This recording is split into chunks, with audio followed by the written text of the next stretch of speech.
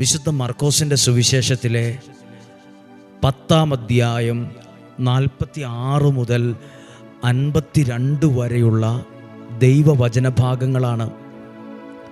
ഈ വചനത്തിനകത്ത് മുഴുവൻ നമ്മൾ ഇന്ന് ചിന്തിക്കുന്നില്ല. ആ വചനത്തിനകത്ത് കാണുന്നത് അന്ധനായ ബർത്തേമിയൂസിനെ കുറിച്ചാണ്. അന്ധരായ ആളുകളുടെ പ്രത്യേകത, അവർ തപ്പിത്തടയുന്നവരും പേടിച്ച് നടക്കുന്നവരുമായിരിക്കും. അവരുടെ ഓരോ സ്റ്റെപ്പുകളും നമ്മൾ വയ്ക്കുന്ന പോലല്ല, വളരെ ശ്രദ്ധയോടെ ആയിരിക്കും. മിക്കവാറും അവരുടെ ഒരു സ്റ്റിക്ക് കാണും, ഒരു വടി കാണും. അത് കുത്തിപ്പിടിച്ചൊക്കെ ഇങ്ങനെ തപ്പി പതുക്കെ പോകത്തുള്ളൂ.